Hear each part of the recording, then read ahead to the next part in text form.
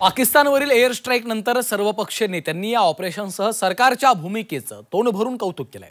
Operation सिंदूरनं Pahalgam हल्ल्यात आपला पती गमावलेल्या प्रत्येक बहिणीचा बदला पूर्ण झाला अशी भावना सर्व स्तरातून व्यक्त होतीये। पाहूयात।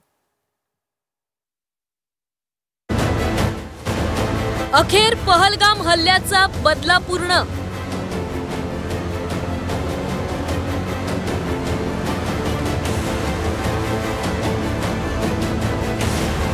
दहशतवाद्यांच्या अड्ड्यांना सुरुंग।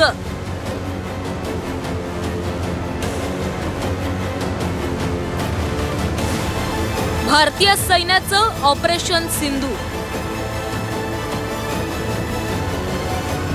ज्या बदल्याची सर्व भारतीय वाट पाहत होते तो बदला अखेर पूर्ण झालाय। पहलगाम हल्ल्याचा भारतानं बदला घेत पाकिस्तानमधील 9 दहशतवादी तळ उद्ध्वस्त करत 120 दहशतवाद्यांचा खात्मा केलाय। भारतीय सैन्याच्या या कामगिरीचं सर्व स्तरातून कौतुक होतंय। सर्वपक्षीय नेत्यांनीही भारतीय सैन्याचं तोंड भरून कौतुक केलंय। 22 एप्रिलला पहलगाममध्ये झालेल्या दहशतवादी हल्ल्यात 27 भारतीय पर्यटक मारले गेले। तेव्हापासून देश त्या भ्याड हल्ल्याच्या बदल्याची वाट पाहत होता। खून का बदला खून से अशी राजकीय नेत्यांची ही मागणी होती। भारतामध्ये रक्ताचे पाट वाहणार अशा पोकळ धमक्या देणारा पाकिस्तान गाढ झोपेत असतानाच भारतानं आपली ताकद दाखवली आहे। पहलगाम हल्ल्यानंतर टीकेला सामोरं जावं लागलेल्या सरकारवर एअर स्ट्राईक नंतर कौतुकाचा वर्षाव झालाय। भारत दहशतवादी हल्ला सहन करणार नाही असं म्हणत राज्याचे मुख्यमंत्री देवेंद्र फडणवीसांनी मोदींचं अभिनंदन केलंय। प्रिसिजन पद्धतीनं एअर स्ट्राईक करून दहशतवाद्यांचे 9 अड्डे पूर्णपणे ध्वस्त करण्यात आलेले आहेत। ऑपरेशन सिंदूर हे नाव मला असं वाटतं की अधिक बोलकं आहे, म्हणून पुन्हा एकदा आपण सगळे मिळून भारतीय सैन्य दलाचं आणि भारताच्या प्रधानमंत्र्यांचं या ठिकाणी अभिनंदन करतो। भारतातील बहिणींचं कुंकू पुसणाऱ्या पाकला भारतानं दणका दिलाय। हा एअर स्ट्राईकनं पाकला धडकी भरली असल्याचं उपमुख्यमंत्री एकनाथ शिंदेंनी म्हटलंय। तर हा एअर स्ट्राईक म्हणजे खरी सुरुवात असल्याचं म्हणत खासदार संजय राऊतांनी पाकिस्तानला इशारा दिला।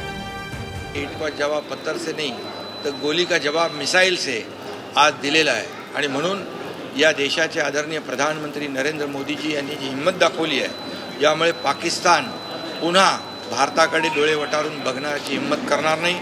मोहतोड जवाब त्यांना दिलेला आहे। तिघांनाही सॅल्यूट करावा अशी कारवाई देशानं जय हिंद म्हणून सॅल्यूट करा अशा प्रकारची कारवाई आज पहाटे भारतीय सेनेनं केली।